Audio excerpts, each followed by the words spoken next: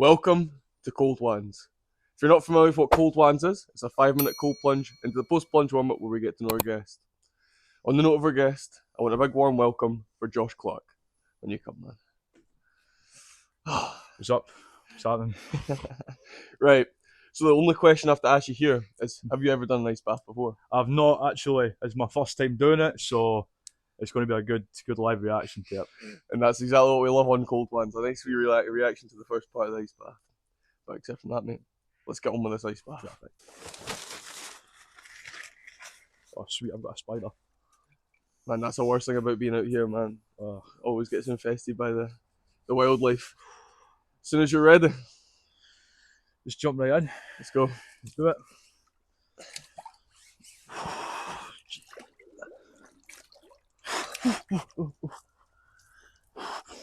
Oh, fucking hell.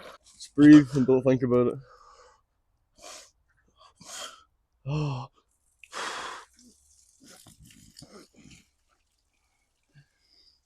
Oh man, that's fucking bad.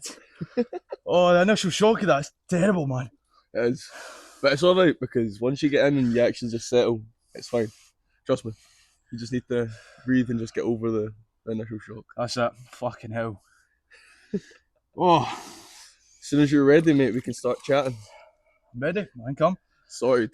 Right, so what we're going to talk about today in our ice bath is the sacrifices it took for both of us to get to where we are right now. This can be lifestyle changes or maybe just a change in schedule.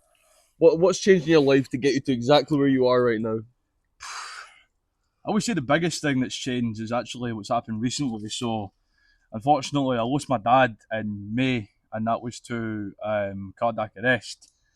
And that was so sudden because my dad done charity cycles, he done like competitive cycling, he cycled from London to Paris twice. So for that to happen in the way it did to somebody that was so fit, that was such a shock to the system, and I think that really kind of put everything into perspective for myself. Sorry to hear that, man. I can't imagine how that feels. You know what I mean? Going through something like that. For me, to get to where I am right now with doing my podcast, kind of my ice baths, and having this discipline that I have now, is probably me cutting out drugs for me. So, for me, I think drugs is such a maturity thing. I think until you get to a certain age, maybe, or maybe a certain mindset in life, drugs are quite a mainstream thing in your life. And it's such an easy thing to get lost in because it's so easily accessible now.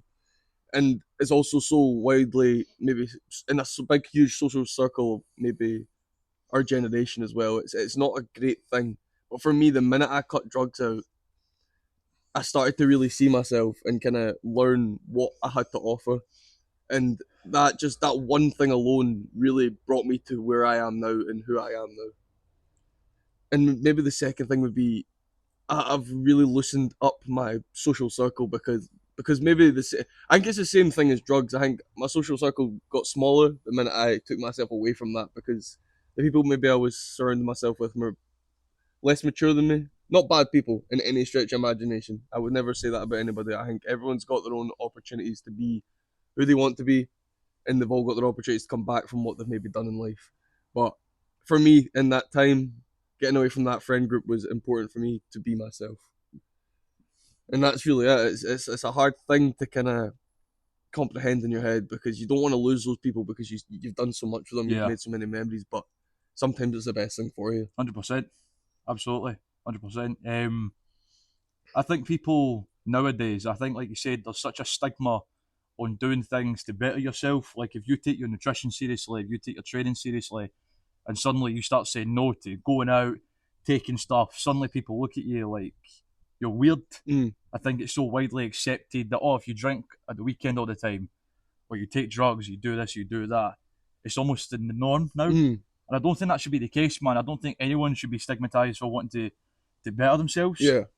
But I don't know, man. It's a weird one nowadays. Everyone's weird. Everyone's judgy. Yeah. Judge is a good word for it, man. I can't agree with that more. Everyone is so judgy nowadays. And it's a crazy thing as well because you would think that everyone would want to better themselves together, you know what I mean? Because more people are always better than one. So if you have loads of people around you that are good and trying to be better for themselves, it makes everything easier for you as well. But it's a crazy thing, mate. 100%.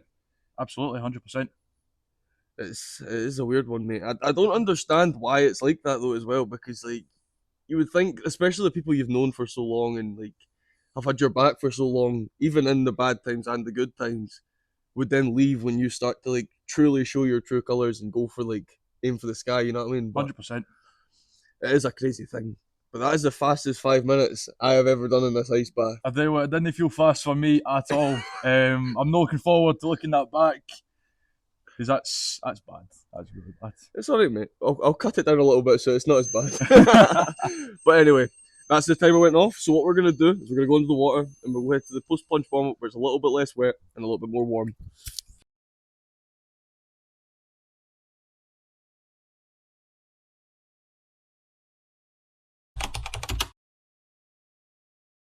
In the post plunge warm up, we ask two questions. We ask about the past and we ask about your future. But to start this conversation off, I'm gonna ask you, how was ice bath for you, mate? That was bad. I'm not even going to front. I know everyone, when they do an ice bath, they make it seem like it's okay and that. And it wasn't after the first couple of seconds, but that first initial plunge into it, that was difficult. I don't know why that was difficult. I've been saying to him though, it's nothing to worry about, because at the end of the day, a lot of people, the thing is, right, anyone that judges you wouldn't do it, and anybody that has done it also reacted similar. It's a thing. It's not a normal thing for your body to do, so it makes sense your body would react that way. Yeah. And like I said as well, it's totally down to how prepared you are when you go in there. You need to be fully ready to breathe through everything. It's a difficult situation to be in because it makes you uncomfortable. You don't want to be in an ice bath. Let's be honest. Nah, but it's good. It's all part of the experience. That's it. Like 100%. And you've done it, and that's all that matters, mate. You know what I mean? It doesn't matter how glamorous it was.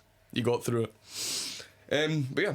So, what's happened in your life running up to this moment? So, like, maybe what's built you up to who you are to this very moment? Biggest thing I'd say was actually people. Like I said in the first part, when you live where we are in West Lothian and Livingston in particular, everyone's judges you for if you want to do better yourself and X, Y, Z. But I think people mostly, because very similar to Danny actually, I jumped around quite a lot of different friend groups in high school and all that. And I think people shape you as an individual because you are a product of your environment. If you hang around with 5 people that are bums and they don't want to do anything with their life, chances are you're probably going to fall into the same kind of category, or at least people are going to view you like that. So people, I would say 100%. Becoming a dad as well. I was lucky and blessed enough to become a dad in 2021 to a wee boy who's brilliant. He's nearly 3. He's 3 in November. So I think becoming a dad, even at a young age, it taught me a lot about life, and it kind of taught me how to grow up quickly and how to choose the right people that I want to be around. So that way, when my son grows up and he looks at me, he goes, well, my dad hung around with those kind of people, and he knew that they were not bad, like I said, not bad people, but they made different decisions that didn't really align with what I wanted to do, and I don't really want that for myself. So I want that for him. I respect that, man. With your kid, was there any like big changes that happened like instantaneously when it happened?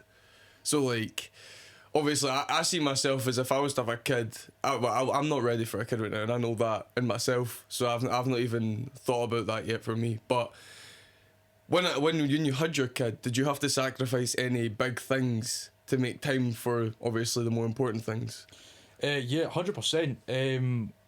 I'll not sugarcoat it. I'll not make it seem like I was an absolute angel, because I wasn't. Because the friend group that I hung around with was like a year or 2 younger than me.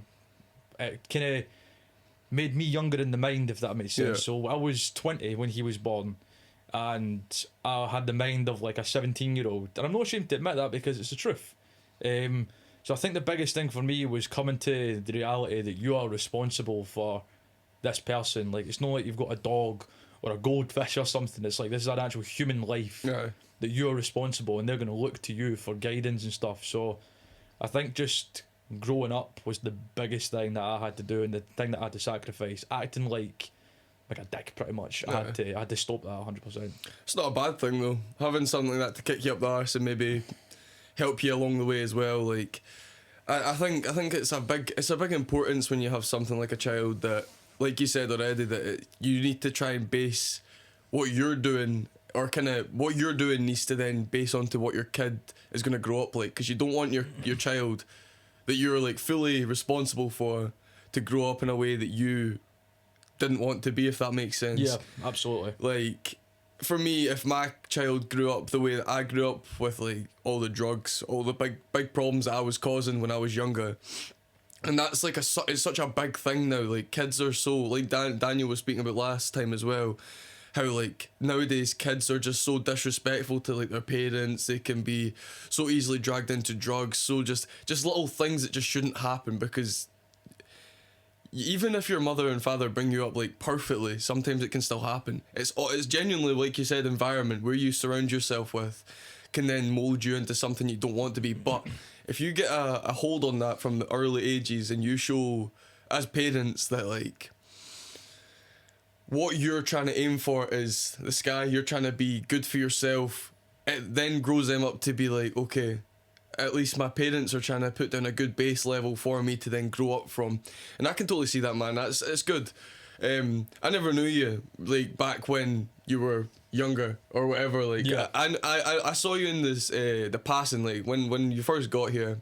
I said that I recognised you, and I do recognise you, like, and you seem like you're doing really well for yourself. I didn't even know you had a kid until you said that you were dropping him off at nursery. I was like, Jesus, how time flies, man. Because I remember, I think the last time I maybe saw you was probably at the gym, to be honest, and you're hanging about with one of my old pals, big brothers, and yeah, that's like my core memory of you. Like, yeah, that's just it. I never really spoke much outside of that, but this is a great thing about something like this as well. Like the opportunities I get to speak to the people that I've saw in my passing and stuff, and maybe folk, like, at some point in my time I maybe was like, oh, it would be good to go speak to you, maybe learn some stuff, because when I first started the gym I had no idea, but I had the confidence to go speak to people in that, and you know what I mean, like, it would have been good to speak to people like yourself and kind of learn, but I just didn't, and that's just it. But now, because I've got something that I can bring people in and talk to them just one-on-one, you get to learn these things. You get to kind of learn people's backgrounds and where they came from and where they've been and where they're going. You know what I mean? And it's good for that. But I mean, it's what like, see, within like your work, what do you do for work right now? Is it like? So I'm a gym instructor / personal trainer. I work for Excite, and I have done for the past nearly 2 years. It'll be 2 years next month actually that I've worked for Excite. And just to touch on what you mentioned about confidence, I think confidence is something that's so underutilised in everyday life, because when I was growing up, I actually grew up quite introverted. I grew up quite introverted. I wasn't a big fan of speaking to people. I wasn't a big fan of going up to people. And when you work in a place that I do, where literally a part of your job is to socialise and speak to people, that was the biggest thing for me initially, because I was never really a big people, like, talking about me. Yeah, big people person. Yeah. So I think having that confidence to actually speak to people and realise that not everyone's going to judge you. If they're going to judge you 9 times out of 10, most folk aren't going to be vocal about it. They're just going to keep it to themselves, or unfortunately speak behind your back. But yeah, I think confidence is massive. And just to touch on as well what you mentioned about kids nowadays, it's a matter of nature versus nurture, if you think about it. So you, like you said, you could come up from a great household, both parents both loved you, always kind of kept you on the right path, but it's almost like you grow up twice. Your parents grow you up to a point, and then your friends and your surroundings and your social circle grow you up from there.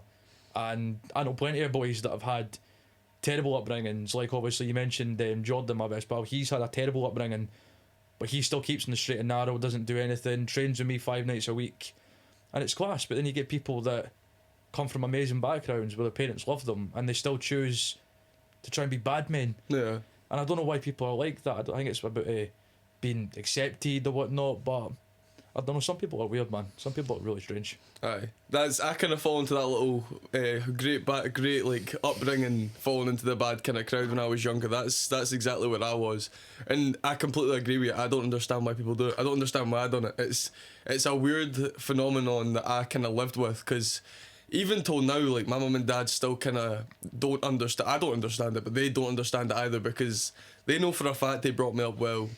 They know for a fact that I never got mistreated. I'm in a household of 5 people, 2, a brother and a sister. all treated equally. There was nothing like that. So it's like, it's one of those things where you don't understand why you take that leap in the wrong direction, and it was so sudden as well. Like, I was 13 years old, completely fine, just living my life in high school, grown up, was pretty popular in high school, and then out of nowhere I was selling drugs, doing this, like, got involved with loads of fights, just literally out of nowhere. And it's like one of those things where you're like, what went wrong? Because you can't really understand what went wrong because you don't know. And it's a crazy thing, because that's why I've got such a big push for trying to be positive now, because trying to help the younger generation understand that drugs are not all it, and being that guy is not all it. What's really important in life is just to, like, live and kind of just feel your way through life, you know what I mean? Like, in the most positive way possible. And it's just not something that's sought to by the younger generation as much now. Because if you went to a school and asked them questions and were like, what's the most important thing right now?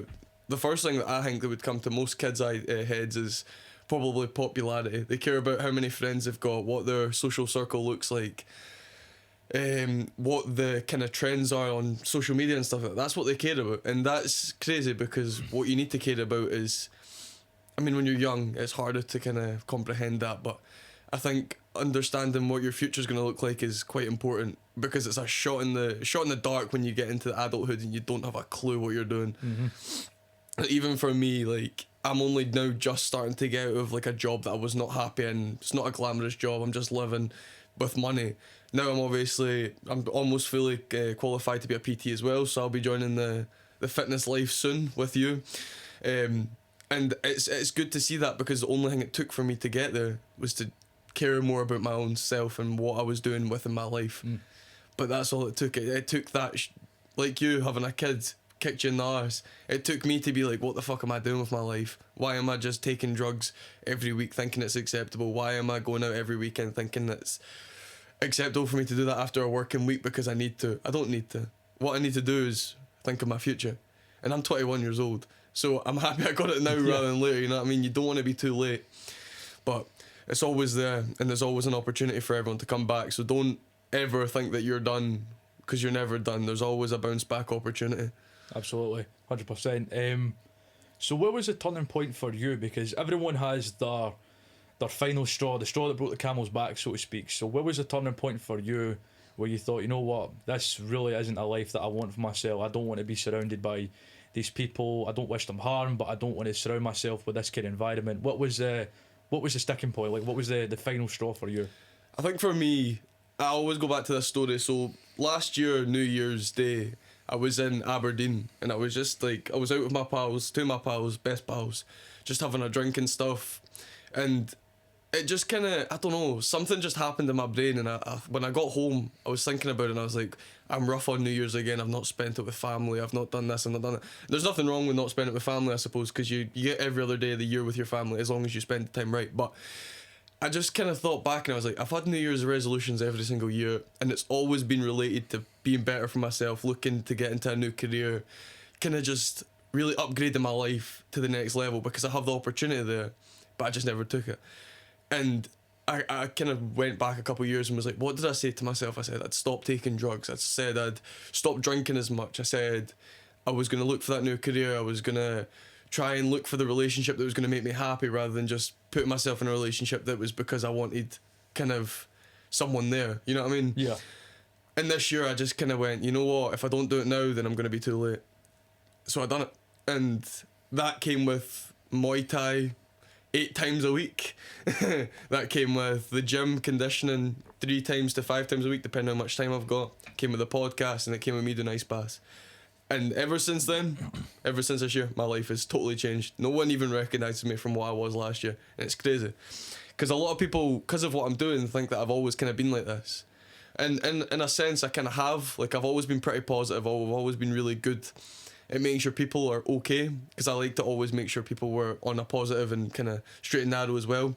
But me, myself, completely different human being. And it's a crazy thought for even me, because when I look back, I'm like, so many years wasted doing the same thing, not getting anywhere, just no steps forward, 3 steps back every time, you know what I mean? Just completely backpedaling all the time. And then when you finally find your footing, and then people are starting to say stuff about you behind your back, being like, oh, what are you doing? You do this, you do that. And you're just like, the minute you start to see that kind of negative feedback from people, you know that you're doing something that other people are going to think is positive. And it's a weird thing, because you wouldn't think that some people would be like, oh, what are you doing? But then some people are like, I'm happy what you're doing. Because like, I get a lot of messages per day just for my daily ice bath alone, being like, thank you for that, you've helped me. And it's not even, for me, it's not even a big task for me to do that, because I enjoy it. You know what I mean? And those little messages make my day. But it also means to me that I'm doing what I came to do within those ice baths, motivating people, making people feel better about themselves. Just positive. That's what it's all about. Life's about positivity, and if you can't be positive, then I don't know, man. I just can't see eye to eye with folk that aren't positive anymore. You know what I mean?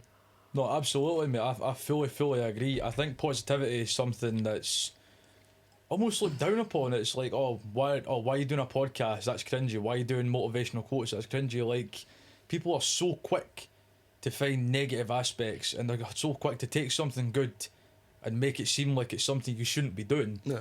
Just because it doesn't align with what they want to do. Like you said, some people won't have the confidence to come and sit and speak on camera to strangers that they don't know about their life and their personal stuff. And some people obviously won't come and do an ice bath. If it is fucking brutal, by the way. I'm not I'm not sugarcoating it. It is bad, but like, some people aren't prepared to do that. They're just looking for a reason not to do it, or there's like a problem in themselves, and that's why they try and tear other people down. And it happens so often, man, and I don't understand that personally. I really don't. I think everyone should uplift people. If you can make at least one person's day better by even the smallest tasks, I think you should. I think you're obligated to, as a person, as a human being, because the world's so dark and it's so sad and negative all the time that a wee bit of joy, like, that'll stick with somebody for ages. I think that's amazing, mate. I really do. Appreciate that, man. So, like, another thing, within your PTing, what was the main reason you went for PTing? Was it just growth, or let me know about it? Let's talk about your PTing life. Right, so, believe it or not, I actually grew up.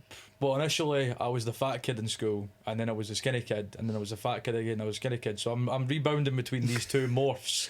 And I actually never liked PT. I never liked PE in school. Even though I grew up around fitness, and my dad, God rest his soul, he brought me up with going to the gym. Like, I was in the gym since I was about 7-8 year old. Not that you could get away with that nowadays, but you're going back some time. So I was in the gym since I was 8. Was looking at the old Flex magazines of old bodybuilders like Jay Cutler, Ronnie Coleman, Flex Wheeler, all the greats, and I've been surrounded by it, but it's almost like it was there and I had the option to take it, but I wanted to kind of find my own path. But the turning point for me was probably when I was in school. It was in S6. It was just turning into S6, and I had a sit down with the pupil support teacher and my mum, and she basically said, "Look, Josh, the way you're going, you're not going to pass any exams. Like, you are just academically and school wise, I think you're kind of checked out." So I was like, right, what do I do now? So I applied for college to do level 5, sorry, in sport and fitness. Went and done that, had the pre-college interview, and they shot me up to level 6. And from there, that's where it kind of blossomed, and I kind of realised that this is actually what I want to do in my life. And to take somebody that's never sat foot in a gym in their life and then take them and show them what to do, they get over that gym anxiety and they start enjoying themselves and they see the change in themselves. I think that's incredible. Like, you don't get that with many other jobs or any other job. So I think that's my biggest motivator for wanting to do what I do. And I think by you choosing to do that as well, I think it's amazing, mate. You're already doing a massive impact with the podcast, the ice bath, the quotes of the day. If you can take that and convert that into a physical sense as well and help somebody, I think that's amazing, man. I really do. So, fucking big ups to you. Respect that. Respect, man. I love that. To be fair, like, I've always saw PTing as a very positive way to look out for people as well, because obviously you're looking out for people's bodies, you're looking out for people's minds, and you're like actually putting your time, like where people will put their careers into like things, maybe creating things, building things, new ideas. You're putting your money and your time into one person or several people maybe, but you're doing it to help them and make them feel better in themselves, make them feel more positive. And for me, I think after all these changes, I thought that maybe that was just the right idea, because I'm for me, it was already in my avenue of positivity. So then adding that to one singular person at a time and being able to put all that energy into one place, it just seemed like the right thing for me. And I'm happy that you do that as well, because it's good to hear from other people that are actually PTs as well, because I didn't know what it was quite like going into it. Obviously, I've went to the gym for God knows how many years now. I don't look like it because I've started to really specify in Muay Thai, so my weight's just went like I'm really skinny now. I'm really lean, but the thing is, PTing's not about being big, and it's not been about being the biggest guy in the room. In that, it's about knowing what you're talking about, and it's always about how good you are with people as well. Not like from the get-go, because you adapt, like you said earlier. It's about adapting your confidence, becoming better with your confidence, and then being able to talk to those people. But I think there's just something so intriguing about PT, and it's how adaptable it is for you, how you can do specific things in personal training to then make your kind of training ways different or not the same as everyone else's. And I don't know, there's just so much opportunity in PTing for me. It's a very scalable place as well, so if you want to keep pushing forward to the sky with money wise, like online and stuff like that, there's so many ways you can go. I could even start doing stuff for Muay Thai if I've been there long enough. They'll let me start PTing there if I've got PTing. So it's like, there's so many opportunities for me that I think it's a no-brainer, really. And it's also something that you don't even have to go to college for PTing. I'm currently doing an online course for it. And the fact that you can do that, learn all the stuff that you need to know off of buying an online course, and you can have that qualification and you can go into that career. It's crazy, because for a lot of things, like, I was really into science when I was like coming out of school. Again, like you, I didn't do very well in school, but I was like really academically smart in science alone. Like everything else was pretty bang average at best, but science I was really good at. And so I then went to college for a year and done science, and I absolutely hated it. It was the worst time I've ever had in my life. So I was like, right, let's get out of there. No point of wasting my time anymore. And then that's when it just down spiraled for me. That's why like my whole life up to that point was just me living every year and not really going anywhere, because I thought that I had found what I wanted to find, and then when I started doing it I realised it wasn't, and then I just didn't see any other direction, which is crazy because I've been into fitness for so long that you would have thought that I would have been like, oh, eureka moment, I could try and do some PTing, or I could try and do something within sports. But no, my head was just so in the bin, because a lot of things within that year kind of happened to me as well, like where it was just kind of piling up on top of each other. So like the career was no longer a big bother for me. It was more survive, which is not a good place to be. No. You don't want to be in survival mode, not when there's so much opportunity around you, you know what I mean? But yeah, so we've spoke a lot about past and we just went on a wee tangent there, but how about we talk about a bit about your future? Where do you see yourself within the next 5 years, and have you got any goals as of right now that you want to achieve within that space of time? Yeah, so one of my biggest things is, it kind of relates back to me becoming a dad, and unfortunately me losing my dad, because my dad always used to work. He would do a 14-hour shift driving trucks. He would come in, get 2 hours sleep, and then he'd go out and do windows for 8 hours. And he would just do that all the time, and it was all for money. It was all to make my mum's life better. And it killed me that I couldn't get to a point where I could retire him and he could relax. So I think financial freedom and being able to buy my mum a house and get her a new car, being able to do this, have my son and my partner not struggle for anything, I think that's my biggest goal and aspiration. But if you asked me that 3 years ago, it would probably just be get loads of money, get rich as anything, chill, have a man, chill, whatever. But now it's more like I'm being selfless with my goals, because I want a better life for the people that I love and the people that I care about. And not to say that it's bad to want success for yourself, especially if you only have to worry about yourself. Yeah. But I think if you have a partner, a family, if you look after one of your parents, if you don't have your parents, if you have a child, you should look to bigger and better things, because I know they say money makes the world go round, but there is more to life than just having money, spending it, and you need to live. Like you said, you don't want to be in survival mode. You want to always have an option to live. If you try something, like you tried science, you liked science in school, tried it in college, fucking hated it, that's totally fine. You need to do that. You need to have those experiences.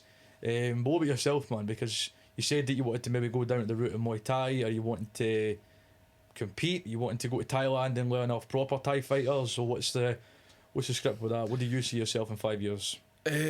Well, for Muay Thai, I was meant to be partaking in an event in November, but I think the cards are too full now, so I'm not getting a shot there. But by January time, I should have my first UK ring fight, which is going to be ideal. I'm excited for that. But I am planning to go to Thailand. I'm going to go for like a month, January, February, March time. Just depends when the UK fight kind of lands. Because obviously, like you see, it's so important to learn from who does it right, and Thailand does it so right. You know what I mean? No matter where you go in there, like, doesn't matter what gym, doesn't have to be a commercial gym. It can be just a little scale gym. You learn so much, and I think learning from the people who do it best and where it comes from, it's genuinely like, it's like a religion to them in Thailand, Thai fighting. And it's crazy because all the folk that you're probably learning from have been fighting since they were about 5, 6, 7 years old, you know what I mean? And it's a crazy thing, because I could never imagine, like, obviously you get your hobbies, you get put into like sport clubs and stuff when you're young in the UK. You'll start to do stuff, but you never really stick with it usually, whereas in Thailand, it's almost like they're forced into that life, which is fine. Like, I wish that I lived in Thailand sometimes, because there's something about Thai fighting that's just, everyone's like, I spoke to a couple boxers, like I've got a couple boxing friends, and they were like, I would never do Thai boxing, it's quite a scary thing, like it's all these other things. I'm like, the thing is, see, when you actually get in to start doing it, and you actually learn how to defend yourself, how to like just everything, because the thing is, Muay Thai is such a real life scenario, because in real life, there's no rules. So if anyone's to come up to you, like, it's all about self-defense at the end of the day, you know what I mean? Someone comes up to you and starts throwing elbows at you and that, and you do boxing, you're not going to know how to combat that. But if you do Thai boxing, you know how to combat all these things. You know how to defend yourself, you know how to look after your family better. Like, you have this rush of kind of, I don't know what it is, it's just knowing how to defend yourself is so important. And I think a lot of people are like, oh, I know how to defend myself, I can fight. But if you've never really learned combat sports, you don't really know how to defend yourself, and you don't know how to fight. Because you could have someone that's been at boxing for a couple months and someone that hasn't ever went to fighting at all. And the guy with the boxing experience is going to batter you no matter what. Doesn't matter what size, not what weight. As long as they know how to move and they know how to throw their hands, they're going to be doing about 100 times better than you are. But again, like, I think combat sports is a very big thing for certain people, and it takes certain people to enjoy it, because not everybody wants to, you know, get involved with fighting, you know what I mean? It's not everyone's thing, and that's totally understandable. I've got nothing against anybody that's like, oh, combat sports is not for me. It's not for everyone. It is, especially when you start sparring, you'll then realise if it's for you, because getting people actually throwing hits at you and kind of having to understand the way of fighting, it can be a scary thing sometimes for some people. For me, I enjoy it. It's maybe because when I was growing up, I was in a couple of fights. You know, you get that kind of experience when you're younger and stuff like that. So then when you get it and put it into a real life scenario, it is so much better, because you know what you're doing, you're trained, and you know that you're safe within the kind of confounds of your training camp. But for my future, I think I'm kind of similar to you. I think the reason I picked PTing as well is because of, like I was saying, the scalability, and I'm very good with stuff online. Part of the reason that I'm doing stuff on social media. Yeah. So I think I've set myself up really well for this, because when one of my pals are doing the same course as me, and we were like, right, what we're gonna do about this, because two of us is always better than one. I'm not saying we need to join hips and like do PTing together, but I mean, like, if we bounce ideas off each other, it'll be better for both of us, because we can learn from each other. And then in that kind of scenario we're talking about, I ended up picking the social media side of things first and really focus it, because I could be qualified right now if I wanted to be, if I spent less time on my podcast, less time on my daily ice baths, less time on whatever else I'm doing, like Muay Thai. But I decided that doing the things right now in the present, like learning how to become better in Muay Thai, my social media, I thought to me that was more important than getting the qualifications off the bat, because I don't see as many clients coming towards me if I have a social kind of presence already. There's gonna be people that know me from social media that will then be like, oh, I know that guy, he seems like a really positive, well thought out guy, so I'm gonna pick him to be my PT. That was my thought process when I first started doing my motivational dailies and stuff like that, because I was like, if I make myself present, it means that when people come in, they'll already kind of know me in a sense. They don't know me, but they'll know me in the sense of social media. And for me, I thought that was a good opportunity for me to kind of push myself, or already sling myself forward in front of a couple of PTs that aren't doing as much. Because, for example, I use JD gyms all the time. When I go in there, obviously I don't know what the people behind the scenes are doing. I don't know if they're doing things outside or out with their job. But there's a lot of PTs there that I kind of just see as doing their job there and not really doing anything else with their qualification. You know what I mean? Obviously, it's not for everybody. Not everybody wants to do stuff on top of their job because their job's already enough for some people, and that's completely understandable. JD pays you alright as long as you're getting clients and you're making alright money there. I don't know what Excite's like. Do you have to pay what they called? Rent at Excite to train people, or is it just working company? Yeah, so the thing with Excite's PT scheme is well, with most gyms, you have to pay a rent to the gym. That's either from hours unpaid or just money. Excite probably have the best rate going, and that's not a plug, but they do in comparison to JD, Pure Gym, what other gyms you can think of, the gym group, etc. So you pay a sum to the gym, and then you can use any gym within the company. You can do as many as you want. The only qualm with us is that because we are staff, a couple of the boys that I work with are PTs as well, but they're on reduced contract hours because their PTs doing well, so big ups to them. You can only do it out with your working hours, and obviously when you're working, like for example, I start at 3 today, so I'll be there from 3 o'clock until 9. When you've got a child like myself and you have other responsibilities, it can kind of be hard to juggle all these balls in the air at once. But I think it's brilliant, man. I think being a PT is a really, really rewarding job, and if you do it properly and you put the passion into it, you can go really far. I think in your case it's good as well because you train, you take care of yourself, you're on top of your nutrition, you know what you're talking about, which is good because it reflects in your physique and your ability. And I know, like you said previously, it's about what you know, not what you look like. I agree with that to an extent, but I do believe, and no fault of anyone's own, but I believe in this kind of industry, you are taking it face value, because I've seen PTs that are really, I know you say you're skinny and lean, but you're in good shape. But if you are like 140 pounds wet and you were built like that, yeah, compared to someone that's bigger and jacked, like if you put yourself next to someone that's never stepped foot in a gym before, but you're both PTs, the sad thing is 9 times out of 10 people are going to look to you as that guy probably knows more than the other guy because it reflects the physique. And that's a shame, because a lot of PTs might have things like they might have dietary stuff, they might have stuff that hinders them from able to build muscle effectively, they might have a disability, whatever the case may be. So yeah, I think getting taken at face value in this industry is a reality that you kind of need to come to terms with. So, but if you can come to terms with that and you can work on yourself and work on what you got, then 100% you can do anything you want in this industry. It's really rewarding. It's really, really rewarding. Could I see myself doing anything other than PT? Could I see myself doing Muay Thai?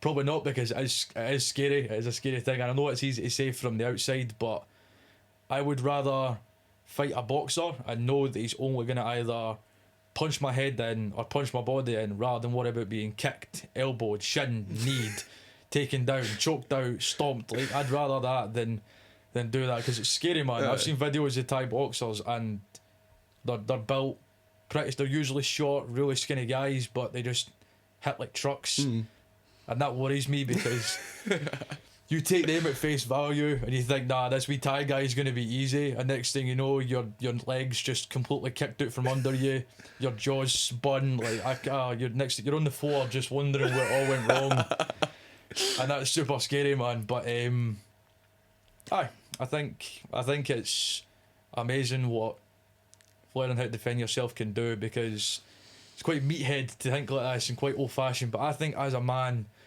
you should know how to defend yourself in the event that someone breaks in, or you're out in the street with your family, with your girl, whatever the case may be. Someone get physical. Now 9 times out of 10 most folk on the street are just going to swing, and they'll say they know how to fight, like you say, but they don't. There's a lot more technical stuff to it, and if you know how to defend yourself and you know how to keep cool in that situation, I think that is a key life skill. That's like learning how to swim, learning how to drive, learning how to do basic math. It's a life skill you need to learn, in my opinion anyway. But I don't know if that's just me being a complete meathead or what. But that's just the way I think about No, it. I agree. I think it is important. Like, maybe not to the same level as like myself, where I'm going there like 8 times a week and I'm trying to become an actual ring probably fighter. not. But I think the basics are really important. Like, I think one of the biggest things, kind of combat sports wise, that people should know is like jiu-jitsu. And I hate jiu-jitsu. I went there and done it for a couple months. Went, nah, this isn't for me. And it's just because you're rolling about with like way older men, and you're like, this is just fucking, it's gay as fuck. It's a bit sus, like. Yeah, literally. But it's like, it's one of the biggest sports within combat sports that is definitely important for, if you're just primarily going there for self-defense. It's so important because that means you don't have to even hit anybody at all in your life. You can just subdue them with knowing how to move around their body, which is so important. Like, even within the first, like, I only done maybe 10 or something sessions of jiu-jitsu in total, but I could probably now take someone down and get them in like an arm bar, and that's just from 10 days doing it. So I think if there's any sport that anyone wants to do that's maybe not, the thing is, you can get really like bad after effects from jiu-jitsu, like your ears can get cauliflower ears like very easily and stuff like that, just from pressure to your head. But I think if someone's looking for a combat sport that doesn't have any proper physical maybe damage that comes to your body, because obviously Muay Thai, you're getting punched and kicked in the head and stuff all the time, so you need to be prepared to get involved with that. Whereas jiu-jitsu is just rolling about the floor, finding that space, taking that arm, taking that leg, taking the choke out, you know what I mean? That's what you're looking for. And in a real life scenario, it's so important because it's more to do with stopping people from attacking you than it is to attack people back. So if you're not really in that kind of mindset where you want to hurt people, jiu-jitsu is the thing for you, I think. I mean, it wasn't for me, but like that's for me, you know what I mean? It's all, everything in life is so specific to you, and it's what you enjoy. Like, even, well, in a way, because I never really was into Muay Thai before. I've done Muay Thai for a long time, but before Muay Thai, I was like, I had no interest in doing any type of combat sports, because I was like, imagine going out your way to be harmed every single day, just about. Literally, yeah. And in my head, that's what you think of. But see, when you get there and then you go for like a month and you get over the fear of getting hit, and then you've got that kind of that skill alone, that primary skill of not being afraid of getting hit, is already about 100 times better than most scenarios you could be in. Because like, I think a lot of people fail straight from the get-go, because if you've never been hit, when you get hit, it's a surprise, it's a shock to the system, because it's not something that should be happening. Let's be honest. Like, you shouldn't be going into the streets and be like, oh, I need to fight for my life because someone's decided that they want to batter me, you know what I mean? One of those sort of situations. Absolutely. But in the same way, once you gain that core skill of being able to take a hit, and then the more months you go, you start to condition your body up, and you start to feel the pain less, because your body's kind of, well, your shins calcify, so that means like there's another layer on top of them that then the pain never goes away. So if you shin connect with someone else, it is the most painful thing ever. Even with shin pads on, it's horrible. But it's feeling that development in yourself, and then the more condition, the more like you get stronger. And it's all specific to that sport. Like, when you get kicked in the leg, you don't feel it as much, but you bruise because your body's still reacting to it, but your pain tolerance is completely different than it was before. That's the biggest development I saw in myself. It's that whole, again, it's kind of like a meathead kind of behaviour, because you're kind of like looking at it like, oh, I'm now hard as fuck, I can take a leg kick. But that's not how I see it. I see it as like, in competition, because I've been training so hard, and at the gym I do conditioning now. I don't really do gym, like kind of the specific gym things that a lot of people do, like their splits with like your legs, your arms, your kind of whatever your splits are. I'm more just like very much conditioning. I'll do legs and stuff like that every so often, but because I do so much Muay Thai, legs are not, it's not as needed for me. Yeah. Like, I'll go do some squats and stuff for strength, because it's important to keep your hamstrings really up to par, because it's your most important muscle in your leg when you're doing Muay Thai. But for me, conditioning is so important, because if you don't keep training like the people that are the best in the sport, you're never going to keep up with the people that you're in the same level as, you know what I mean? Yeah. So if you keep training harder and harder, and you follow the people that have done it right, that means when you get to your fight, even if they match you up with someone that is similarly experienced, if you've been training harder, you've already won. Realistically, like, absolutely. Bad things can happen, but wherever you are physically in that fight, from your conditioning, from your efforts, already gives you a massive bootleg in front of anybody else. And that's always what I live by. I live by learn from the best and invest your time in being like the best. Because if you don't, you're never going to be the best. No, 100%. See, touching on what you mentioned about your pain tolerance and all that, and conditioning yourself to be hit. One of my favourite quotes is I think it's by Mike Tyson, I believe. It's everyone has a game plan until they get punched in the face. So it's all well and saying I'm 6'2", I'm like 240, I'm a big guy. So if I say to myself, right, I can go up to somebody and I know I've got the weight and power behind me and I'll just rock them. You might meet somebody that's got like an iron chin and they'll just eat it and then they'll just absolutely lay you flat. Like, you don't expect that because you just have I'm going to go in there, I'm going to dodge it, he's going to go for a head kick, he's going to go for an overhand, I'm going to do it. And it's not realistic. It's because in the moment you'll probably just be like, what do I do? But I can't believe you don't like jiu-jitsu, man. I actually prefer jiu-jitsu to anything for the exact reason that I'm admittedly a bit of a pussy and I don't like the idea of getting hit. Do I like the idea of wrestling about with other guys? Not really. No. It's a bit weird. It's a bit sus when you think about it. But I think I believe it is a versatile sport. But I believe in a street scenario, I think you're probably the better option, or even the best fighting style is just walking away. Yeah, because absolutely, I agree with that. I would never want to fight somebody like yourself that does Muay Thai, because I know the second I let my guard down, if I go for a takedown, I'm just going to absolutely kiss your shin in the side of my temple or something. And if you do jiu-jitsu and you're on the ground with somebody, if it's just you two, that's absolutely fine, because if you've got the technique and the strength, you will put somebody in armbar, you will choke them out. But if you take someone down and some of their pal comes from behind you, you're now in a weaker position because they'll just kick you, stomp you, whatever. But if you're on the ground with just one person and you can choke them out, I think that's the perfect thing to do, because you minimise the risk of them falling and cracking their skull and you getting done for manslaughter. You minimise the risk of causing serious injury to yourself if you miss or if they know how to fight properly. But I think I would rather get knocked out than choked out, because if you get knocked out, the guy got the better of you because he caught you sweetly. But if you're out with your girlfriend and somebody starts from you and they take you down and choke you out, and you can just watch as she's looking at you in fucking disappointment and disgust as you're getting the life drained for you, I think that's worse. I think I would never recover from that mentally. That would be me. I would never show my face in public again if I ever got choked out. If anybody's watching this that wants to try it, don't fucking dare, because I'll be ready for it. I will not do it. 100%. That's good. That's good, part, man. I love that. To be fair, that is you make a fair point. I would much rather be knocked the fuck out than go down in a war without going down with my life being drained from me, man.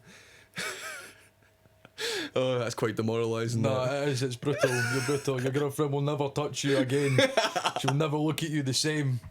Oh, fucking hell, man. So have you ever done jiu-jitsu, or is it just like, if you were to do going for an ideal sport, that would be what you would go for a combat I would sport? probably say that, actually, because like Jordan, my best pal, he's stupidly into like fighting sports. He's stupidly, like, mid-set we'll be doing like yesterday we were doing legs. I'm dying with like 4 plates on hack squat, and I look to my left to see what he is, and he's just shadow boxing. Like, that's just the kind of guy he is, and he's the one that's going to taught me basic stuff with boxing and the jiu-jitsu and stuff like that. But it's going to sound proper meatheaded, but I just sometimes I'll be in the gym with my pals or with him or whatever, and I'll just get the urge to just like choke them out for some reason. Next thing you know, we're just wrestling around. But it's such an energy demanding sport. Like I say, I'm a big guy. I've got a little bit of fluff on me, so like that energy that it takes to do jiu-jitsu is a lot. But I think just it's so, I think it's so cool. Like, everyone should know, like I said, should know how to defend themselves. But I think jiu-jitsu is one of those things where you don't expect it, because if you're in a street scenario, most people are going to go for an overhead, or they're going to go for they're always a headhunter. But if you can just take them down and choke them out, like that's it. That's versatile in my opinion, and like I say, it's minimal risk to an extent. But I just think it's cool, man, because you just see these big Nurmagomedov Russian wrestlers or whatever, and they've all got big massive necks and just huge traps, and they just look scary, man. And obviously I had the cauliflower ear. I would never even have an argument with somebody to go cauliflower ear. Doesn't matter if they feed the homeless, they work with cats on the weekend, and they they volunteer at a homeless shelter or whatever it is, I would never ever have an argument with them because I'd be terrified to just get lit up like a fucking Christmas tree. So Yeah, it's so fair, man. definitely not. I don't think I've ever met, well, minus like my coaches, I don't think I've ever met anybody with like a cauliflower ear, ever. It's like, I think it's quite a rare thing here, like, I don't think there's as many, like, the thing is, I think in UK, when you become like a proper professional fighter, you end up going somewhere else. You don't stay in the UK because, for me, the reason that competition's been so tight is because Muay Thai's not very big, well, it's big in the UK, in a sense, but fighting wise, there's not many event holders within the UK. Like, you have like, for MMA, you have like Cage Warriors, you have, there's like 3 other ones that are like big that you can get fights in, whereas for Muay Thai, I think in most cases you have to have 2, it's like 2 clubs that are like, right, we're going to put our 2 contenders against each other. Then that's how the event's set up, whereas with my gym, they have like an event every like 3 months, which is called the Thai Jam, and that's where they just bring in like all the fighters from their main gym, and then they allow them to then match up with their sister in gym, which is us, we're Primate, it's Hanneman that runs it. Or they bring in other fighters from like Aberdeen Fight Club or Eight Limbs or like other big clubs that have got good fighters coming up to give them an opportunity to see the light of like that professional fighting opportunity. Yeah. And that's good because until like, I think they're on number 7 or something like that. No, 11. It's this one's 11. But until something like this came ahead, Muay Thai didn't have much an opportunity down this way, which is crazy because in Thailand they do it in the middle of bars and stuff, like for entertainment. They just fight. But in here, even though you would think it's a big sport because there's so many younger guys that do it now, it's not actually that big in the UK, which is, it's a crazy thing because it's almost impossible not to see a gym that now does boxing and Muay Thai because that's like the 2 main things that usually gyms do. Unless it's obviously a boxing specific gym, which quite a lot of my pals training in. To be fair, like, it doesn't matter how much like willpower and like how much condition you do in Muay Thai. If I got in the ring with most boxers that are like properly trained and they know how to fight, I'm probably getting my lights put out as well by most of them, because I think it's a difference now. So if you put me in with a boxer, I'm getting knocked the fuck out. But if you put a boxer with me, it'd probably be that knocks them out, and it's because obviously sports specific. Yeah. And boxers don't use their legs at all. But the fact that me using like 50% of my body at all times, so I'm either using the top or the bottom half usually. The fact that I could go in with someone that's always using the top half, which obviously makes sense that they would knock me out, but the fact that they're so much more experienced in that area that I can honestly say that in most case scenarios I'm getting knocked out regardless on how much I try.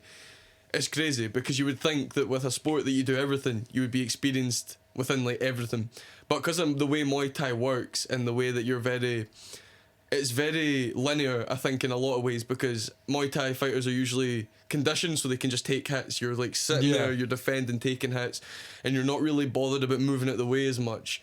Obviously you do learn how to slip a couple of things like roll and just like the basic boxing stuff, but you're told to stand up straight, like kind of be sturdy and don't show any fear, and that's basically what a Muay Thai fighter is. You're just there to get battered, really. Yeah, pretty much. Who can batter each other faster? That's Exactly. that's really it. Exactly. And I think that's honestly probably, like, I was speaking to this guy at the gym once. His name was Mitchell, and he used to do boxing and kickboxing. He's an older guy now, and he was like, I don't know why you kids all pick Muay Thai, because kickboxing is basically the same thing without knees and elbows, and knees and elbows are the things that damage you the most. And I'm like, I know, but it's just sick being able to use everything that you've got in your body. I think there's just something so versatile about being able to move your whole body around and throw whatever you want. Realistically, there's only a couple rules in Muay Thai, and it's more or less to do with putting folk on the ground and grabbing and like takedowns and stuff like that, because you don't really do takedowns as such in Muay Thai. It's more like, what's the word? It's like sweeps are the only thing you're really allowed to do in Muay Thai. It's MMA that you're allowed to take folk to the ground. But it's just such a crazy thing because like so little rules with such deadly weapons, because like your elbow's counted as like an actual class A weapon now. Like if you hit someone with your elbow in the streets, you can be done for what's it called? Using a weapon. I don't know what that charge is called, but like that's how closely related your elbow is to a knife, which is so crazy. That's mad. Like, that's fucking crazy. I know, man. Like, I never knew that until I started doing Muay Thai, obviously, and then I was like, oh, but what happens? Like, I know how to use my elbows now. What happens if someone comes up to me and is like being wide, and I'm like, right, no, we leave it here, and then they hit me, and I just turn around and scalp them with an elbow. Yeah, that's probably prison for me. Like that's kind of the downside to knowing how to use it, because then you think of it as a weapon that you can use outside in a real scenario, but then if you do use it, then you're getting shit for it, which is fair enough. Like, but I don't know, man. I think for me, fitness as a whole is so important to. It should be important to a lot of people's lives, or a lot more people's lives than it maybe is, because I think I spoke to, I can't remember who it was, but one of the last people that were on this, I spoke to about the fact that for everybody, fitness should be in their lives at a base level. I'm not saying that they need to do it to like the same extent as you yourself, or to me, or any other guy that goes to the gym every single day, but even walking, even just going for a run, even just going to the gym an hour a week, just little things. It's so important, I think, not just for your body and your physical kind of build and how you look. It's so important for your mind as well. Having that routine of looking after yourself, and it honestly, doing fitness almost reflects who you are straight off the bat when someone speaks to you.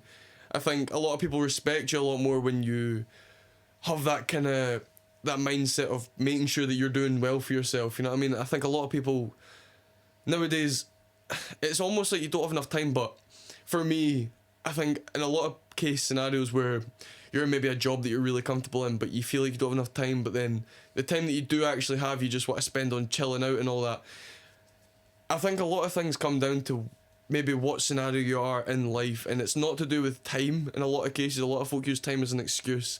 For me anyway, I think, because like I remember back when back a good bit of time ago, when I was not doing as well as I am now, and I would be like, oh, I can't go to the gym today because I don't have time. But in realism, I just wanted to not do anything, if that makes sense. Yeah. I didn't have the drive to do anything because I was just so done with where my life was at, and you don't have any drive, and drive's so important. So I think in a lot of scenarios, maybe people just don't have the drive to push themselves forward in the direction they kind of have to be better for themselves. Like, I would always recommend fitness to anybody, and obviously it's a very normalized and confounding thing in a lot of people's lives because it's important for, like, I know I said not for your physical fitness, but physical fitness is so important. You want to live longer, you want to live better when you're older. Obviously, weightlifting can be a bit counterproductive sometimes if you're not doing it properly from the get-go. It can leave your joints sore. Yeah. You can have actual problems. Like, I've got a shoulder problem from when I first started lifting weights wrong. So like that now affects me in Muay Thai because you have to have your guard up at all times, but my shoulder gets sore.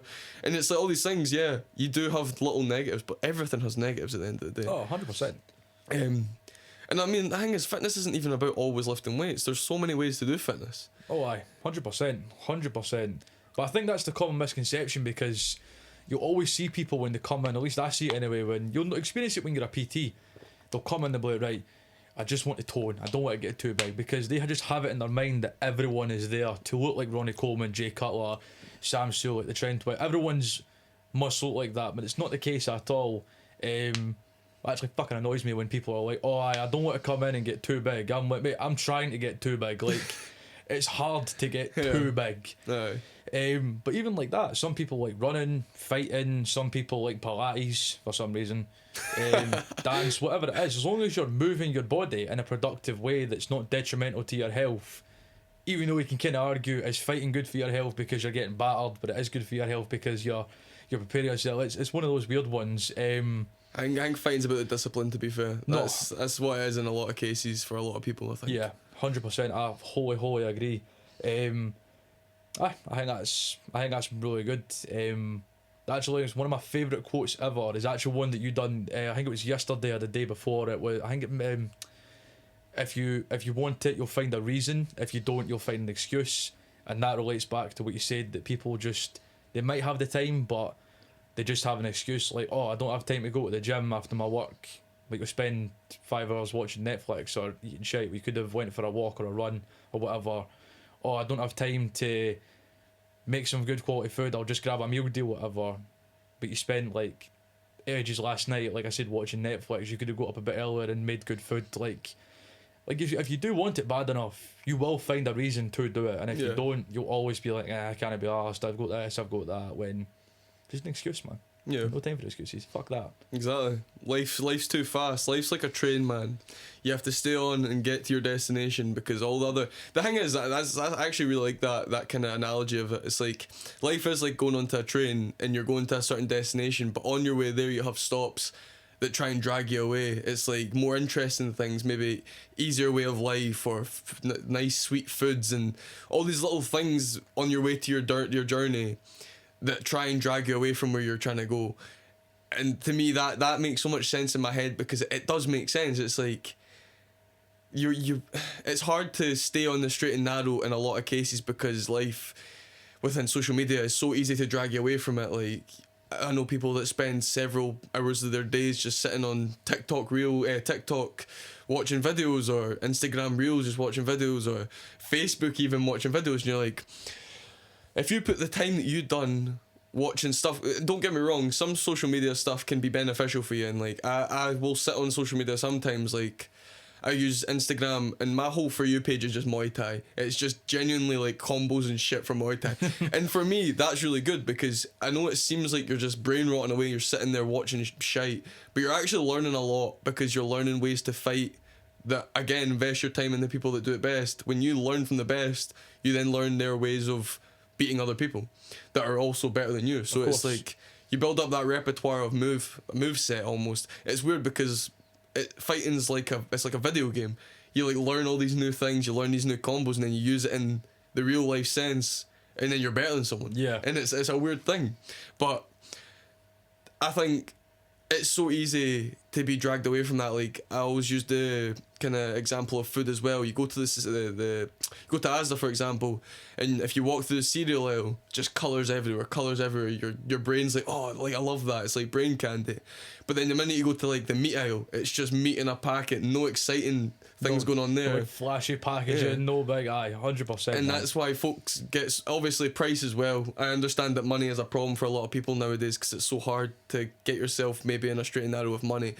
Totally understandable. But that's also another reason that folk don't go to the meat aisle, because it's not as flashy, it's not as exciting, it's not as cheap, it's not as... But it's so beneficial for your life. Like, the differentiation within even muscle growth or just daily life expectancy from going over to that aisle instead of going to the frozen aisle, it's crazy. Yeah. Like, until you start to learn personally, like, from, like, obviously when I'm studying, I'm learning a lot more. Like, I'm not going to say I'm a know-it-all, but I know a lot from, one, having just my life in practice for what I've been doing for the last 4 years of my life, eating well and all that, and keeping myself in a good shape. But also from the studying side of things, I'm learning so much within, like, nutrition, within ways of your body movement, all like the biomechanics of your body and your muscles and your joints. All these things are so important to learn, because they have such a real life kind of presence. Yeah. Because when you start to learn it, you then start to realize how many things are actually going wrong in a lot of people's lives as well. But I mean, you can only push someone in the right direction so much. Like, you can't. I think PTing's specifically good for the fact that you can help people in that way, because a lot of people don't get that natural help from the people around them, maybe because, like we spoke about Nice Bath, a lot of people want such a different way of life, and as soon as you start to change your life and start to do better for yourself, then they disappear. And that's also good for you as well in a lot of senses. But I don't know, I think a lot of people don't really surround themselves with people that want them to be better, and they don't have a lot of education in the places that are important as well. It's always good to have good networking in the places that are important, like your nutrition and stuff like that. I think it's really important to just surround yourself with the people that know what they're talking about. Yeah. Absolutely, mate. 100%. You always benefit more from learning from the people that know more than you. I think that's massive. But like you said, you can lead a horse to water, but you can't make them drink it. You know what I mean? And that's the kind of the hard pill to swallow, because I've had people come in and I've done so much for them. I've spent but hours with people, talking to them and trying to give them every resource possible to do better, and because it's not the norm, they just don't want to do it, man. And some people don't want to do that, and it's easier for them to be like, oh, I can't because of this, I can't because of that. And that's fine. You can only help people that want to be helped. It's the same way if someone's struggling mentally and you're offering them all the support that they need. And it's almost like they don't want to be helped because it's easier to just be like, I can't do it. Yeah. I get the sympathy that I'm looking for by saying this and by doing that, and that's fine. Some people are like that. I would never personally be like that myself. I don't know why you'd want to be like that, but some people just don't want to be helped and they don't want to do something new because it's not the norm. Everyone's so confined to their wee comfort bubble, and I wouldn't even say that's fine. I don't think you should be like that, but again, some people just are. And if that's them, then fair enough. But that could never be like me or you or anybody that we know or surround ourselves with. But I don't know, man. Some folk are just different, I guess. Yeah, it's just life. Different strokes for freaky folks, mate. That's what it is. Absolutely, man. Well, we're running up for an hour, so I think what we should do is we should jump into the wee reaction video I've got. It's about 8 minutes long. It's about, you ever heard of Jeff Nippard? Is that his name, Nippard? He does like all the scientific lifting stuff. Yeah, the 4'10" Canadian guy. So I want to watch a video on this and see kind of what your thoughts and thoughts are about scientific lifting, because obviously our PT, it's not something that you probably to do. I don't know if you go to the gym like, oh, do this really weird exercise that's scientifically proven to be better than what you're doing. Right. So we're gonna watch that and we'll get a wee reaction going. So we'll get the headphones on. Perfect, man. I don't know what this video actually entails. I didn't watch it, but we'll just go through it and we'll see what happens. You should be able to hear me through the headphones as well. Okay. I'm going to be taking you through 6 exercises that target the back and biceps that you can put together into a complete pull workout, or you can pick and choose the movements you'd like to add to your own training split. Alright, so as usual, we're starting the workout with a quick 5-minute general warm-up on the treadmill or Stairmaster. Warm-ups are always important. Quick dynamic stretches to get the joints nice and loose. From there, we're jumping into 3 sets of 12 to 15 reps on the one-arm, half-kneeling lat pull-down.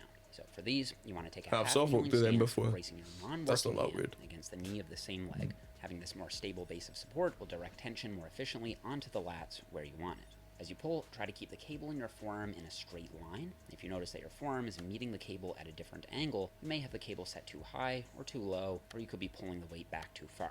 With these, you should stop the range of motion at the midline. That's actually really common if you see, because he's got his elbow quite far back. That's a really common thing you see in a lot of commercial gyms. Pull-ins to kick off my pull workouts, where you pull the cable in toward your body from out to the side. So the one-arm lat pull-in targets the lats through biomechanical shoulder adduction, whereas the one-arm lat pull-down to the front targets the lats through biomechanical shoulder extension. And both will hit the lats effectively.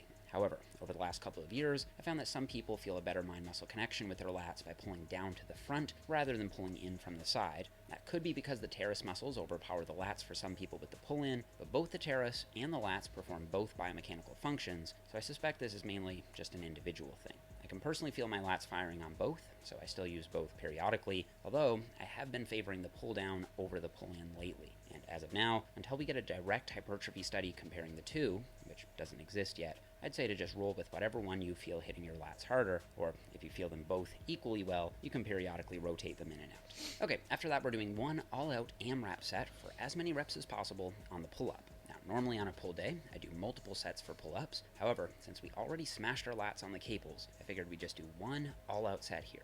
Also, I found that while calisthenic enthusiasts love pull-ups, a lot of bodybuilders don't seem to like them as much, and while I do think it's important that your training is enjoyable, I also think pull-ups are a great exercise worth including that you shouldn't avoid just because they're harder than lat pull-downs. So here's my compromise. You only have to do one set. He's probably like 10 feet off the ground as well. He's only like 5'4" or something. As an AMRAP set, each week you should try to at least match or ideally beat the number of reps you got the week before while maintaining the same consistent form.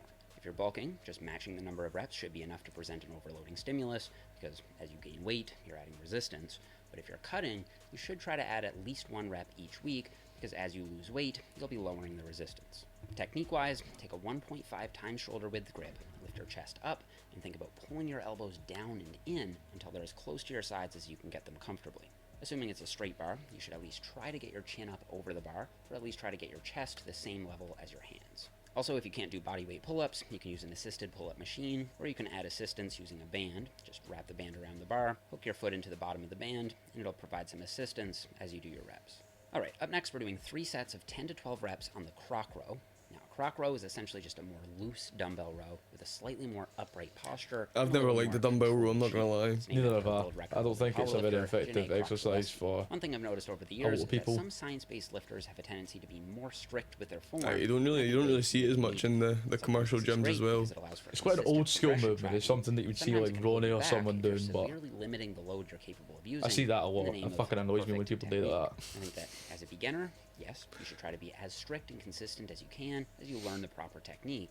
Once you've mastered the technique basics, I don't think there's anything wrong with using a little controlled body English on select movements, especially if it allows you to overload the target muscle more effectively. Plus, most of the best bodybuilders I know aren't super stiff when they lift. They allow their body to move and sway naturally, with the most important thing being that you're always in control of the weight, especially on the negative. Now, of course, if you don't feel comfortable using some momentum on these, it's okay to do them with stricter form and lighter weights. However, the downside of only ever using ultra strict form with the back in particular is that the strength curve of most back exercises is actually very unique in that it's super easy at the bottom and then much harder at the top. So if you stop at the first sign of any technique loss, let's just say you can't get that full squeeze at the top, so you terminate the set, you may be stopping well shy of the point of where your back is fully stimulated. So just using a little bit of momentum at the bottom can help your back approach that point of true exhaustion much more effectively. Obviously, I wouldn't use cheating on every exercise, but from time to time I think it can be useful as an intensity technique. Okay, after that we're doing 3 sets of 10 to 12 reps on the cable shrugging. These are nice because you don't need to load up any plates, so they're a quick and convenient upper trap option. Also, the orientation of the cables tend to line up better with the orientation of the upper trap fibers, which don't run nearly as vertically as many people think, but actually fan out more horizontally. So shrugging both up and in is likely best for hitting as many of those upper trap fibers as possible. That's also why I generally recommend a slightly wider grip. Traps are definitely something that gets very much left out from my workout. It's a bit of a shame, but... Alright, up next we're No, doing I'm 3 not shy sets about of it 10 to either. 12 This is reps well with rear reverse delts. pec deck. On these, the main thing to focus on is swinging the weight out and back, not just back. This will help you target the rear delts more than the muscles of the mid-back, which can easily take over if you aren't being intentional with your form. If you just pull the weight back, I don't use the pec deck for that, I'm not gonna lie. That's what you're going for. I'm not a big fan of the pec deck for the rear delts. I usually do cable crossovers, I think it is. No, not crossovers. Powered by the bigger back muscles in those compound movements. Cable crossovers. Another thing you can try is that's usually what I do grip for position from set my to rear set. delts if So I'm... you can start with your palms The one at facing JD another isn't the for set best. Like the 1, pec deck and at your JD palms is facing very, down very for poorly set made in 2, my opinion. and then, But if your shoulders allow it, internally rotate a bit on set 3. I personally feel the best mind-muscle connection with my rear delts by using the second or third hand position. However, there seems to be a lot of individual variability with this. A 2013 study from Brad Schoenfeld and colleagues found that, on average, EMG readings were higher for the rear delts with the neutral, or palms in, hand position than with the pronated, or palms down, hand position. However, if you dig into the individual data, you'll see that there was substantial variation. Some subjects displayed greater activity with internal rotation, others with neutral rotation. And in some cases, the differences were pretty big. Now, of course, all the usual caveats about EMG research apply, but at the very least, I think this shows us that if you've only ever used one hand position on the reverse pec deck, it's definitely worth playing around with the others, as you could be leaving some rear delt gains on the table.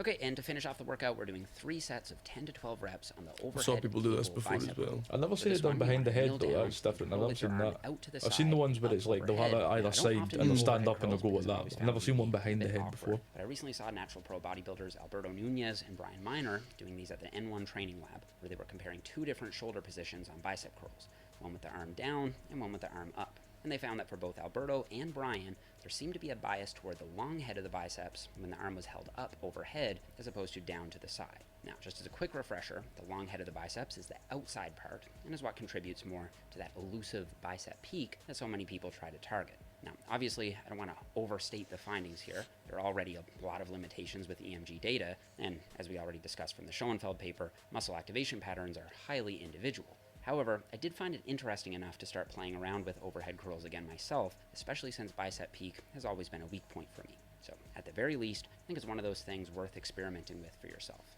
This is usually the only bicep movement I do on this day, but if you feel like you need a little more extra direct volume for progress, feel free to include another couple sets of curls where the arm is more down to the side or stretched back behind the torso. Now, if you'd like to have all these workouts laid out in one place and organized into a progressive, And then there's a 12-week selling training point right there program, at the end. check Knew out that my was coming.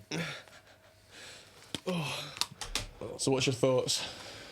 I think the biggest thing that stands out to me personally is if you apply what he's saying to the average person that goes to the gym, they will look at you like you're speaking Spanish. I think there's nothing wrong with science-based lifting as a whole, but I think it only really acclimates to or caters to the experienced lifter, because if you just set foot in the gym and I start hitting you with the data says this and the data says this and the data says that, you'll be like, when I start using fancy words, like that's why gym equipment is basically like lat pull down, chest press. It's 2 or 3 word exercises that is simple to understand, and it gets it straight to the point. Oh, chest press, that's my chest there, that's my lats there, or that's the, and it gives you a diagram of what the muscle is if you don't know what it is. But my only qualm with Jeff Nippard is that he's talking about things that, like I said, that are very intellectual based, like, oh, like the data says this and the data says that.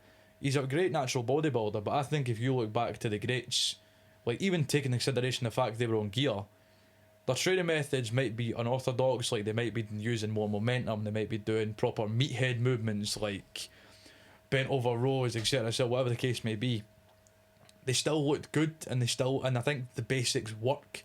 I think when you try and overcomplicate things, that's when it kind of tends to be like confusing, because you'll see it all the time in the gym. You'll see it in JD. I've seen it many a time before. They've always got the same look. It's the big baggy pajama trousers with the broccoli hair and the glasses, whatever, or the whatever, and they're always doing things like single arm pull down and single arm cable curls or whatever. And to me, it's just weird. Like the basics work and the basics are there for a reason. If maybe you get a better connection doing a single arm lat pull down, which is fine. I do unilateral work with my back stuff. That's totally fine, but it's not the same for everyone. So while trying it's okay, I think when you try and overcomplicate it, and if you give Sharon, who's 65 and has been at the gym twice in her life, and she does Pilates on the weekend, you're like, right, I want you to do a single arm cable pull down with a slight angle to the right, and I want you to be able to stretch the latimus dorsi down, and she's just going to look at you like, I just want to tone and lose a bit of weight, you know? Didn't want to get too big. I don't want to get too big. I don't want to be too big like Ronnie Coleman, but it's just time and a place, I would say. I agree. I think when you overcomplicate things, it makes it less interesting for people as well. I think the small, simple words for a lot of people are what's important, especially as a PT. Like, I don't think most of the stuff he said there is important to kind of get involved with what you're talking about. Maybe, like, in a sense where, like, say you start doing really well as a PT, and someone that's like, I don't know, a celebrity or someone that's quite well known hires you to then get them to a specific place, and you're telling them the specifics then. Maybe, because maybe they'll be interested to learn what's actually going on in their body within that kind of period of time. But for an everyday person, it's just coming to pay you whatever they pay you on your daily PT, and I think it's quite important just to keep it simple. Yeah. And keep it engaging and fun as well. Like, I think it's so important to be fun with people, because no one wants to just come and be like, so we're learning this today. I don't know. Cheers. Exactly. They'll treat it like a school science lesson. I know, and that's not the case for everyone. I think there's something, we've talked a lot about proper meathead stuff today, but I think there's just something beautiful about proper meathead movements where you're just shifting a lot of timber. I know that's not relevant to your own training because you train more like an athlete for a functional purpose. For me, obviously, I'm really into bodybuilding, and I think there's just something beautiful about the old school stuff. Well, it worked for the best. If it worked for the best, man, when they were arguably on less stuff and they had good whole foods and there was nothing processed, there was barely any like supplements and that, I think there's definitely that. But like I said, there's a time and a place. Like, you can relate that to a simpler sense. Like, instead of being like, no, you need to, instead of having your arm out this way and pulling it here, try pulling it in like this way, because when you want to target your lat, it's all about the direction of your elbow relative to your body, and people are like, oh, so if I pull it down from there, that's my lat, but if I pull it down from there, that's more my upper back that I'm using. That's simple to understand. The second you're like, right, here's what the data says, I can actually see there was a 3.5% increase, they're just like, they'll shut off and it'll happen. Falling asleep already, man. 100%, man.